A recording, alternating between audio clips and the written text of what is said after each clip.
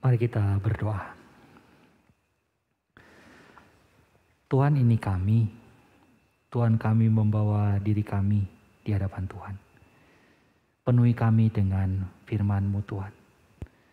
Sehingga ketika kami dipenuhi oleh firman-Mu, hidup kami menjadi hidup yang semakin seturut dengan apa yang Kau kehendaki. Karena kami rindu Tuhan, hidup kami boleh menjadi hidup yang membawa dampak, membawa pengaruh bagi orang-orang yang ada di sekitar kami. Oleh karena itu Tuhan, ketika pada saat ini Engkau mau mencurahkan kebenaran firman-Mu di dalam hati setiap kami, berikan kami hati seorang murid yang mau juga mendengar.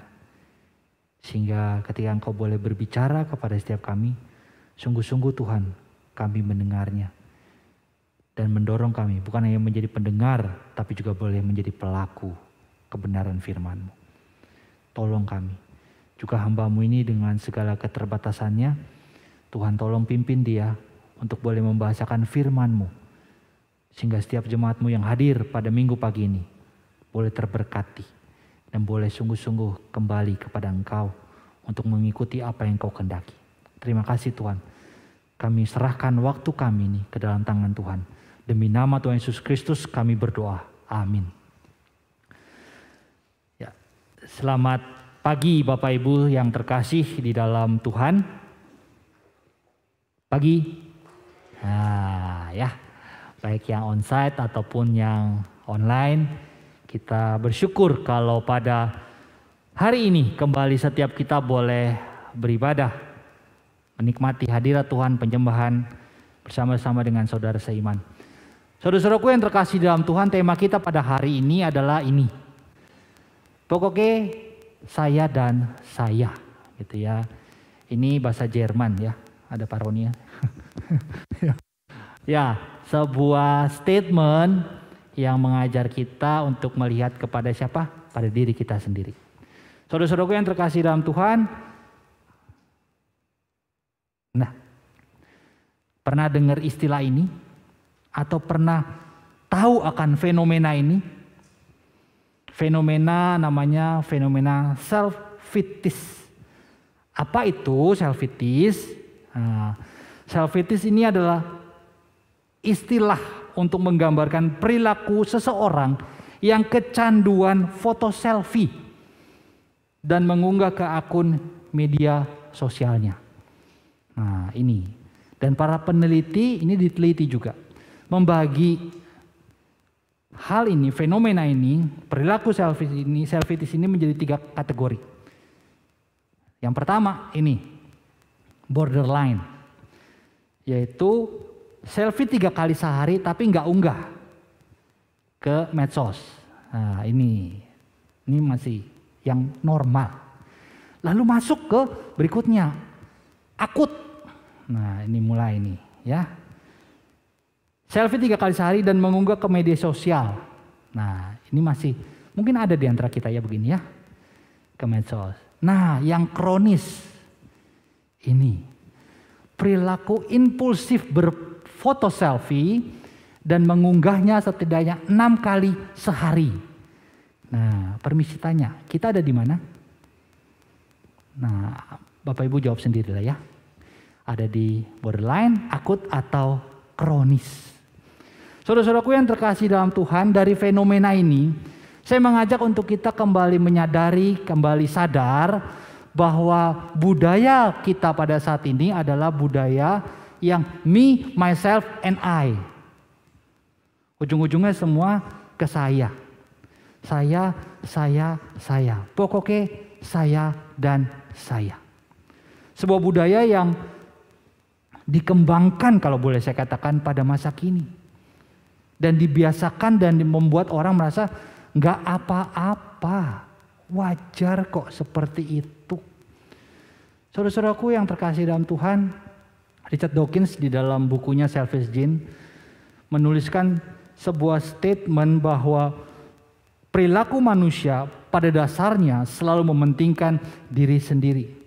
Sehingga di dalam bukunya ini disimpulkan bahwa segala hal yang manusia lakukan itu adalah demi kepentingan diri sendiri. Sebuah statement yang memang mau tidak mau kita akui segala hal yang manusia lakukan adalah demi kepentingan diri sendiri. Sekarang yang menjadi pertanyaan buat saya dan juga buat saudara-saudaraku, sebagai murid Kristus, semakin sadar gak kita akan hal ini? Seberapa serius kita memikirkan masalah mementingkan diri sendiri? Mengapa kita perlu serius memikirkan hal ini? Karena pada pagi hari ini saya ingin menegaskan bahwa hal mementingkan diri sendiri adalah dosa. Mementingkan diri sendiri bukan hal yang biasa-biasa saja. Bukan hal yang lumrah. Tetapi mementingkan diri sendiri adalah dosa. Dosa yang akan merusak relasi kita.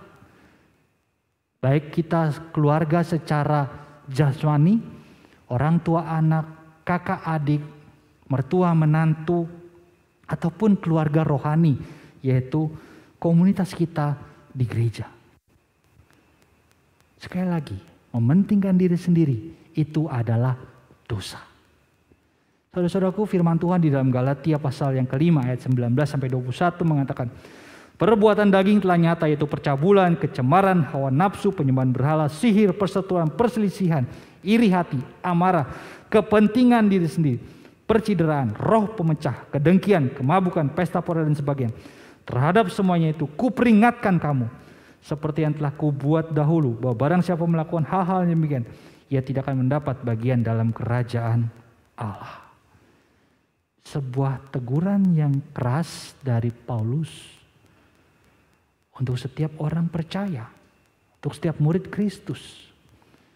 Di situ dikatakan kepentingan diri sendiri itu disejajarkan dengan bahkan penyembahan berhala, sihir, iri hati, itu sejajar. Jadi sekali lagi, ini adalah dosa yang serius. Di dalam Yakobus 3 ayat 16 mengatakan, sebab di mana ada iri hati dan mementingkan diri sendiri, di situ ada kekacauan dan segala macam perbuatan jahat. Sumber segala hal, katakan, perbuatan jahat itu dimulai ketika ada pementingan diri sendiri. Saudara-saudaraku, kedua ayat ini baik itu di dalam Galatia dan juga Yakobus itu memakai kata ini ya.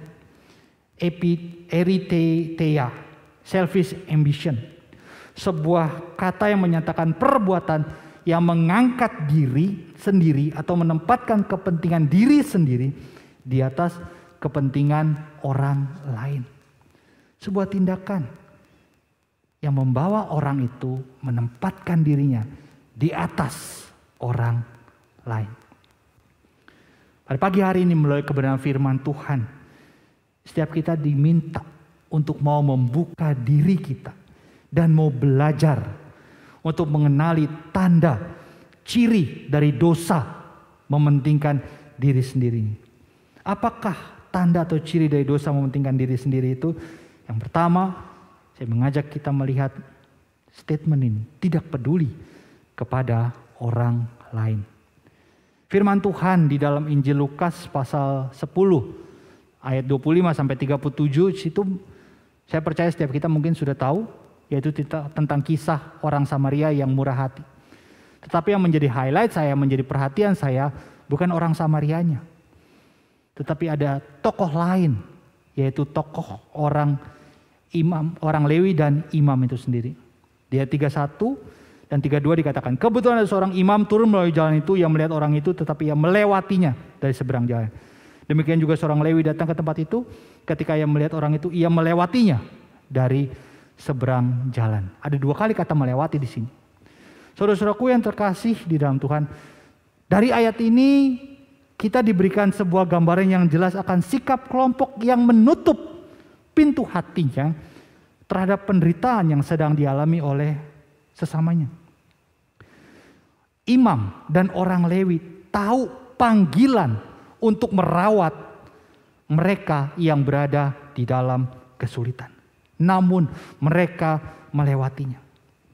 Kita dapat melihat bahwa mereka enggan untuk menolong orang yang sedang menderita pada saat itu.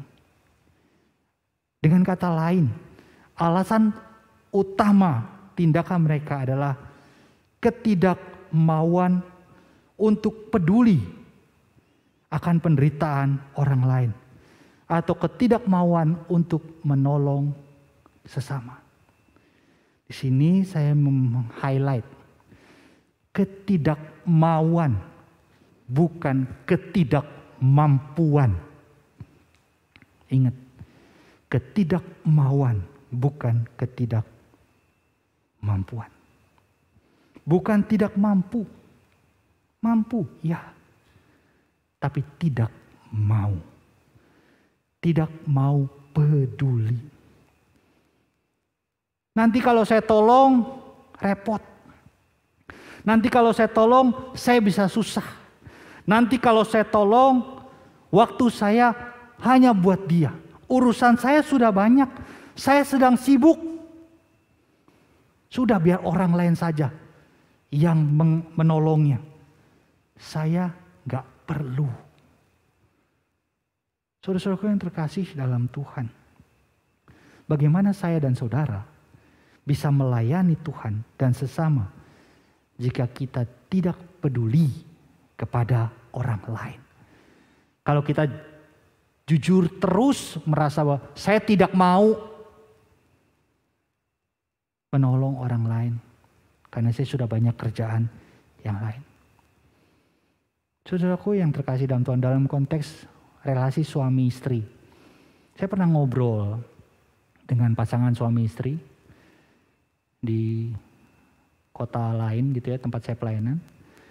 Ngobrol baik-baik, awal-awalnya baik-baik gitu ya, suami istri ngobrol dengan saya, dengan Nancy juga. Di tengah-tengah obrolan kami itu tiba-tiba sang istri menangis.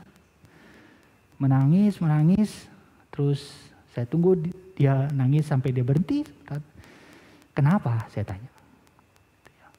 Dia mulai cerita, iya suami saya itu susah. Saya bilang, susah kenapa? Suami saya tidak peduli kepada saya. Apa contoh tidak pedulinya? Lalu dia mulai cerita, saya tuh capek. Waktu itu anaknya baru 1 tahun atau 2 tahun. Masih kecil gitu ya. Sang istri ini mulai bercerita bahwa saya sudah urus anak dari pagi. Dari mulai bangun, dia lalu makan, mandi, dia tidur lagi. Dan segala macam aktivitas yang dia lakukan.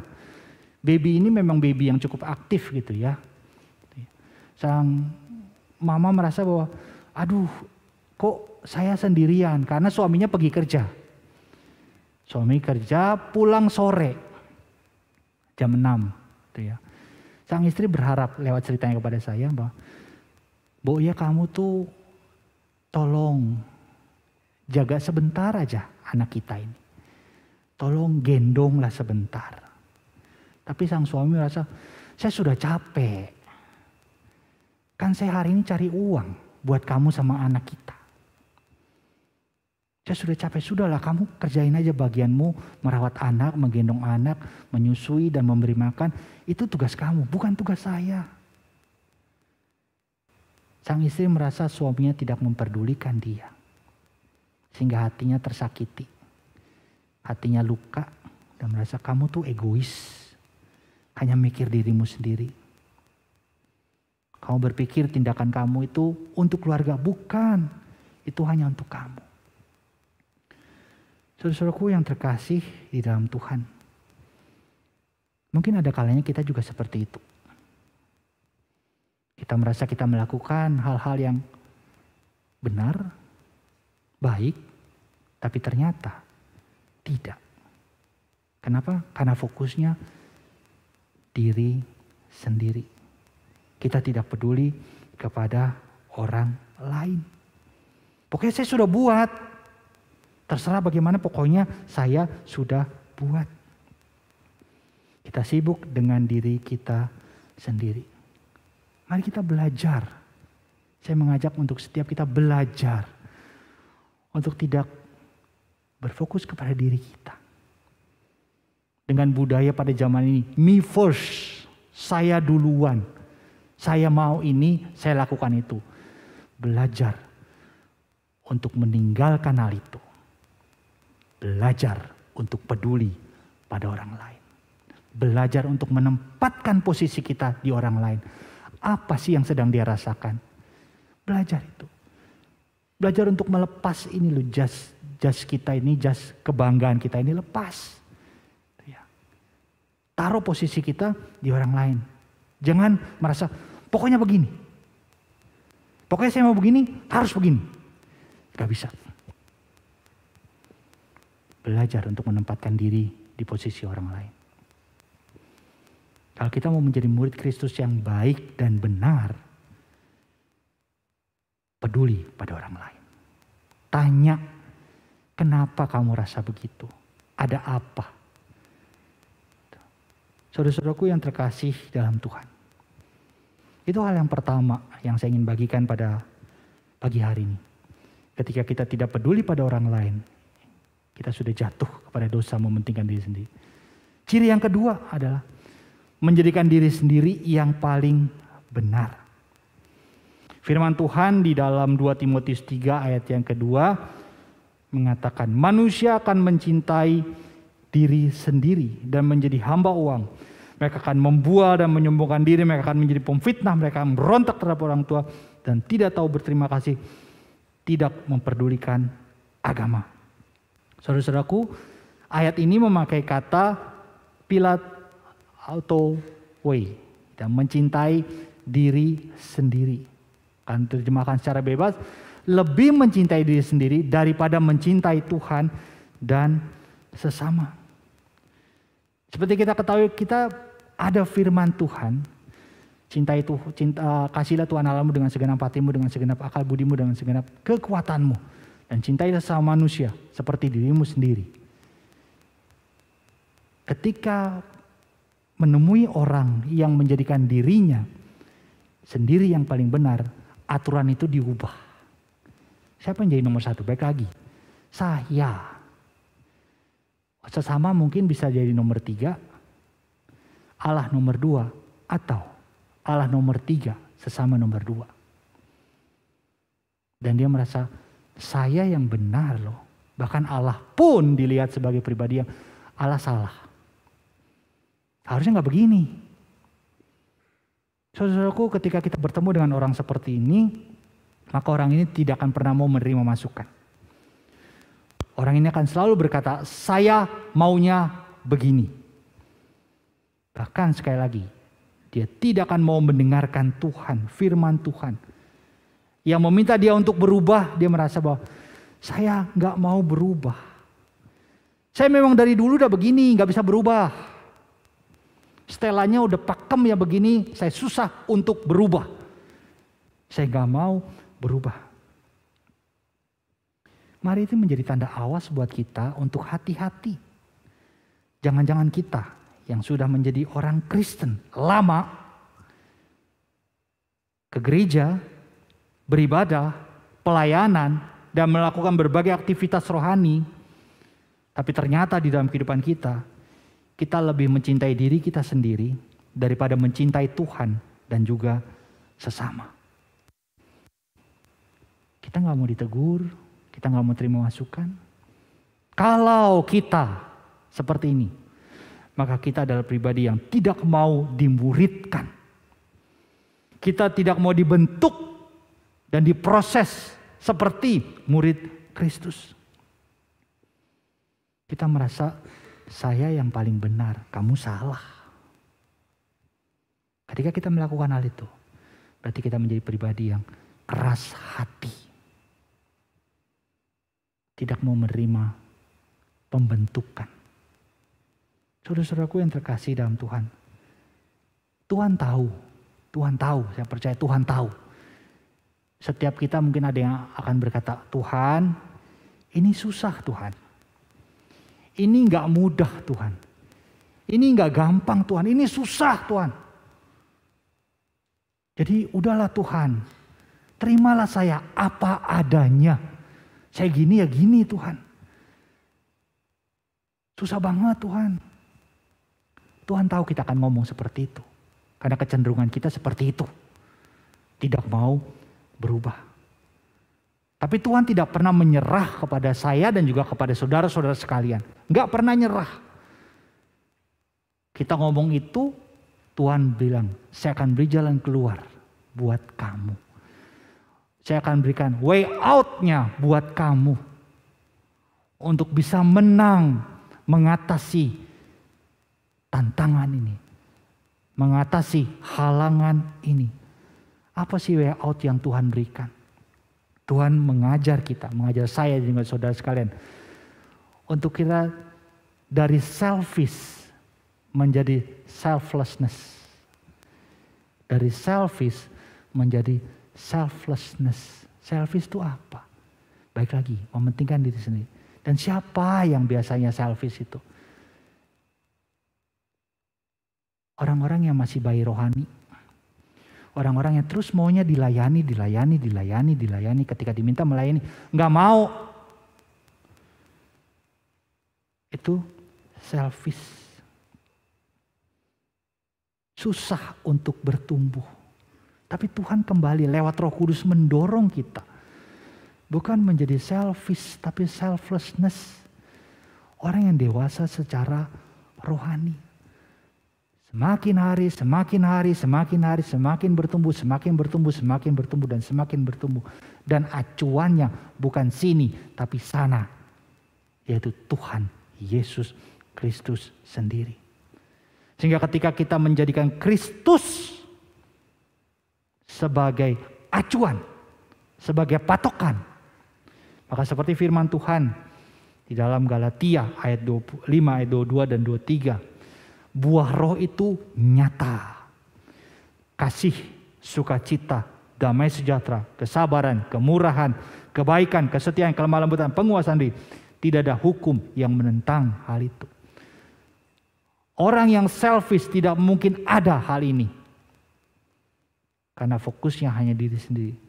Tapi orang yang selflessness, yang melepas segala hal tentang dirinya, maka dia bisa menyatakan kasih itu, sukacita itu, kesabaran, kemurahan, damai sejahtera, kelemah lembutan, penguasaan diri. Orang yang selflessness yang bisa menyatakan buah roh ini. Orang yang dewasa secara rohani. Mari kita minta Roh Kudus untuk memampukan kita. Dan kita bisa lebih diyakinkan lagi. Kita menuju proses selflessness. Ketika kita boleh belajar keteladanan Tuhan Yesus Kristus. Dia Allah pencipta alam semesta ini. Pencipta saya dan juga saudara sekalian. Dia Allah maha tinggi. Dia turun surga yang mulia, datang ke dunia yang kotor. Untuk apa? Untuk boleh melayani saya dan juga saudara sekalian. Kalau Allah memikirkan dirinya sendiri, kalau Yesus Kristus hanya memikirkan dirinya sendiri, dia tidak perlu datang. Bahkan dia tidak perlu mati buat saya dan saudara. Kalau dia memikirkan dirinya sendiri. Dia Tuhan. Dia bisa melakukan segala sesuatu yang dia mau. Tapi karena dia memikirkan saya dan juga saudara sekalian, dia mau datang ke dalam dunia. Bukan untuk dilayani, tetapi untuk melayani. Dia guru kita. Dia guru agung. Kalau kita mengaku sebagai murid Kristus, bukankah seharusnya apa yang dilakukan oleh guru kita, itu yang kita lakukan. Apa yang diajarkan oleh guru kita, itu yang kita praktikkan. Sehingga hidup kita sebagai murid-murid Kristus, betul-betul menyatakan hal yang guru kita, Tuhan Yesus Kristus, ajarkan. Saudara-saudaraku yang terkasih di dalam Tuhan. Filipi 2 ayat 1-4 saya akan baca. Jadi karena dalam Kristus ada nasihat, ada penghiburan kasih, ada persekutuan roh, ada kasih mesra, ada belas kasihan. Karena itu sempurnakan sukacitaku dengan ini. Hendaklah kamu sehati sepikir, dalam satu kasih, satu jiwa, satu tujuan. Dengan tidak mencari kepentingan sendiri atau puji-pujian yang sia-sia. Sebaliknya, hendaklah yang Hendaklah dengan rendah hati yang seorang menganggap yang lain lebih utama. Itu yang Tuhan minta kepada kita sebagai murid-muridnya. Jangan mencari kepentingan diri sendiri. Anggaplah orang lain itu lebih utama. Anggaplah orang lain itu lebih baik. Anggaplah orang lain itu sebagai pribadi yang harus diangkat, harus dikuatkan. Saudara-saudaraku yang terkasih dalam Tuhan. Ketika kita belajar selflessness, tidak lagi menjadi selfish, maka kasih itu kita bisa nyatakan kepada orang lain sekalipun orang itu jahat kepada kita semua. Sekalipun orang itu tidak baik kepada saya dan saudara. Ketika kita selflessness, kita bisa nyatakan itu. Sekalipun orang itu menyebalkan kita, siapapun itu. Mungkin orang tua kita. Itu kita bisa nyatakan kasih itu sendiri. Sekalipun mungkin dia buat sakit hati kita. Mungkin kata-katanya orang tua kita ada kali yang menyakiti kita. Atau kepada pasangan kita. Yang kita rasa, kamu kok gak peduli sama saya. Kita tetap bisa menyatakan kasih itu kepada dia. Baik itu suami, baik itu istri kita. Atau kepada anak kita. Di tengah zaman yang mengajar mereka, anak-anak zaman ini sibuk dengan dunianya sendiri. Kita tetap bisa merangkul mereka, mengajak mereka untuk merasakan kasih Tuhan. Karena sebagai orang tua kita bukan memikirkan diri kita sendiri. Tapi kita mau menyatakan kasih Tuhan kepada anak-anak kita. Saudara-saudaraku yang terkasih dalam Tuhan, mari saya mengajak sekali lagi. Jangan kita mencari kepentingan diri kita sendiri. Tapi yang terus menganggap orang lain itu lebih utama.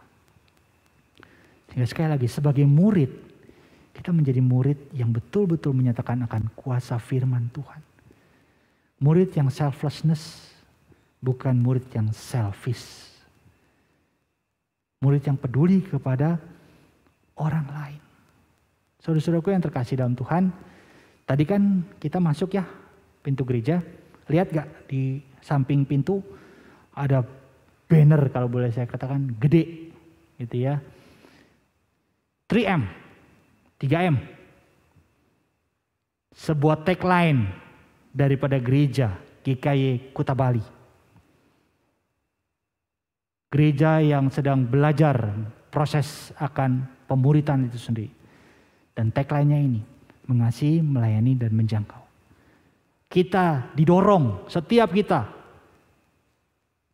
yang beribadah, anggota jemaat GKY Kuta Bali, untuk boleh menjadi murid yang mengasihi, murid yang melayani, murid yang menjangkau.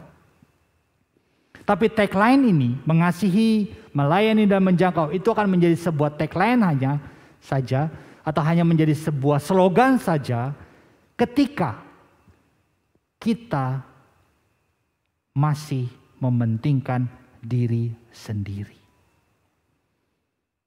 Bagaimana kita bisa mengasihi kalau kita hanya memikirin diri kita sendiri?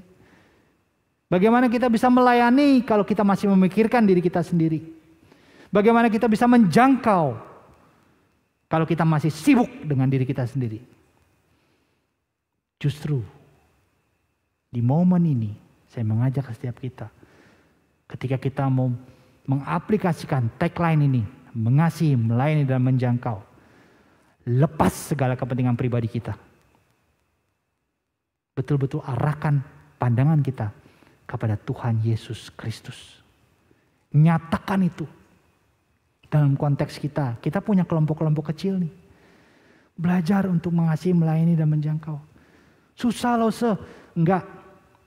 Saya ingin katakan, tidak. Jangan kita berpikir, wah harus ketemu dulu. Enggak. Ketika kita mau belajar lewat kelompok kecil, hal praktis daripada mengasihi, melayani, dan menjangkau.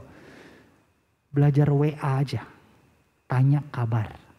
Hari ini kabarmu apa? Mau didoakan apa? Tanya aja. Sehingga ketika kita boleh saling memperhatikan lewat hal sederhana itu,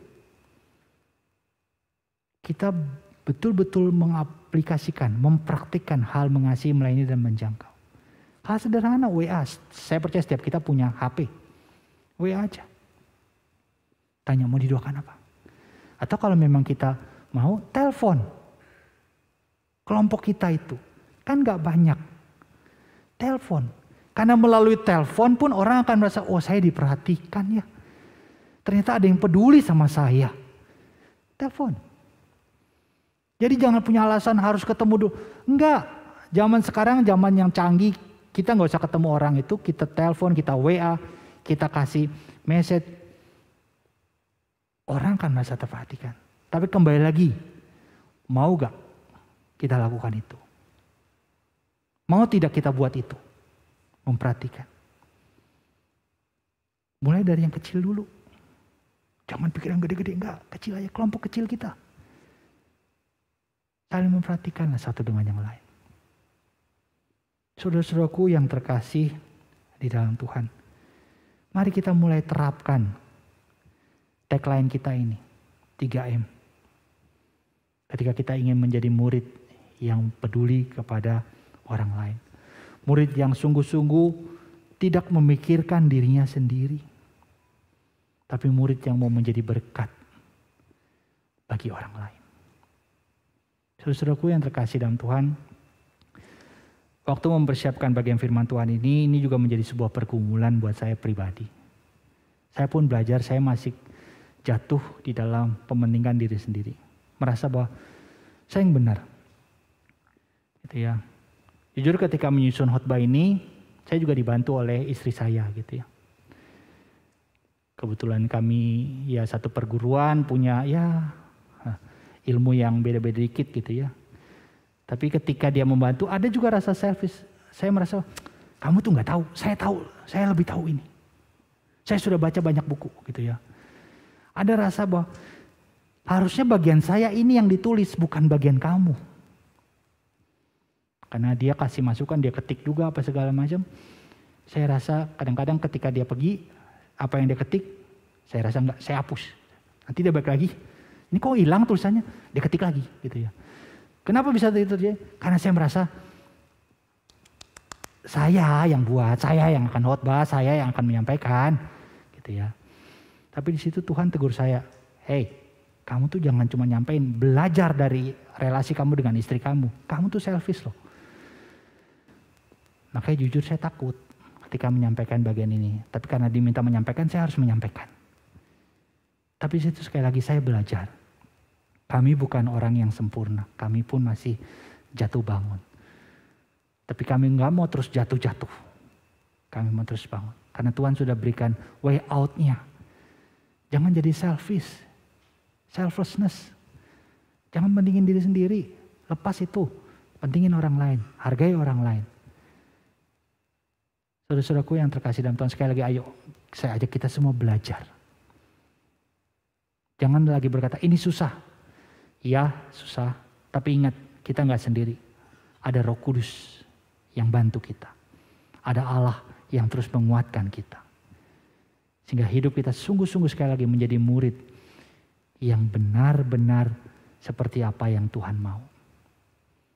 Nah, saudara-saudaraku, di dalam persiapan khotbah ini juga ada sebuah lagu lama dari Kidung Jemaat yang itu juga lagu menjadi sebuah lagu yang cukup menggetarkan saya karena saya suka lagu di Kidung Jemaat dan lagu yang betul-betul mengajar saya untuk menjadi pribadi yang selflessness. Sehingga ketika saya dari tutur kata saya, ketika saya menyakiti orang lain, sikap saya melukai orang lain, biarlah saya minta ampun kepada Tuhan. Saya minta Tuhan yang menjadi boleh pribadi yang terus boleh menuntun saya. Lirik lagunya seperti ini. Saya sedikit nyanyi lah. Tuhanku bila hati kawanku terluka oleh tingkah ujarku dan kehendakku jadi panduku, ampunilah syair lagu yang mengajar saya untuk selflessness. Dan biarlah setiap kita, murid-murid Kristus, jemaat GKY Kuta Bali, mari jadi murid yang selflessness, bukan selfish. Sehingga hidup kita menjadi hidup yang membawa dampak buat orang-orang. Dari lingkup kita yang kecil sampai lingkup kita yang besar, dimanapun kita berada. Mari pada saat saya mengajak kita mengambil waktu untuk berteduh. Dan dalam waktu teduh ini, biar kita boleh mendengarkan pujian ini.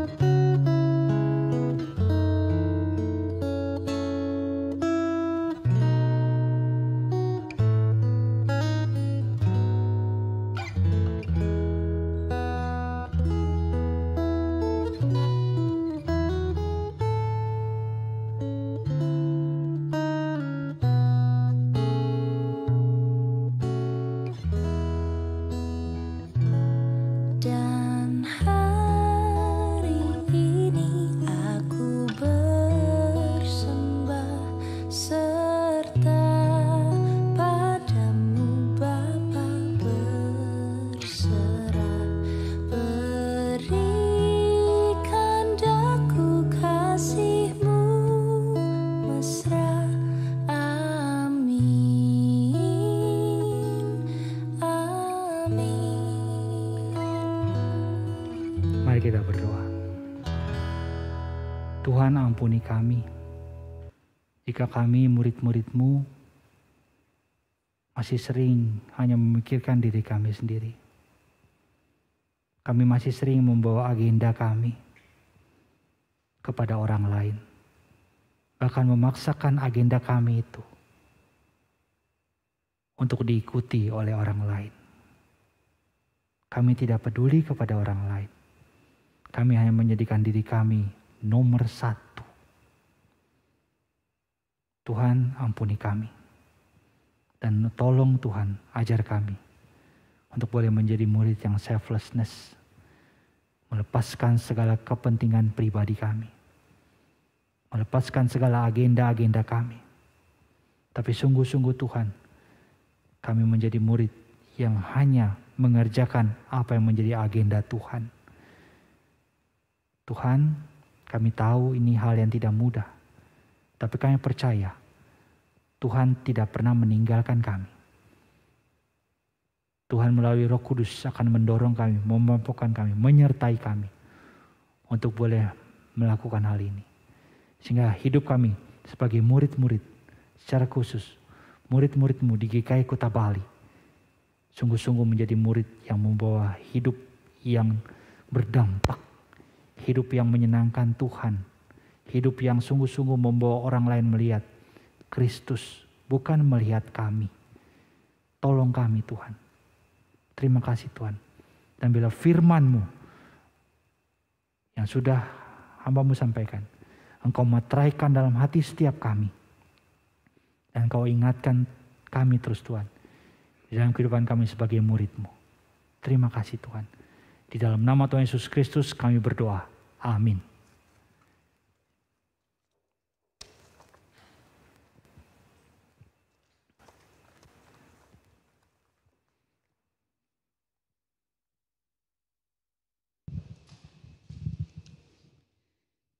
Kita berterima kasih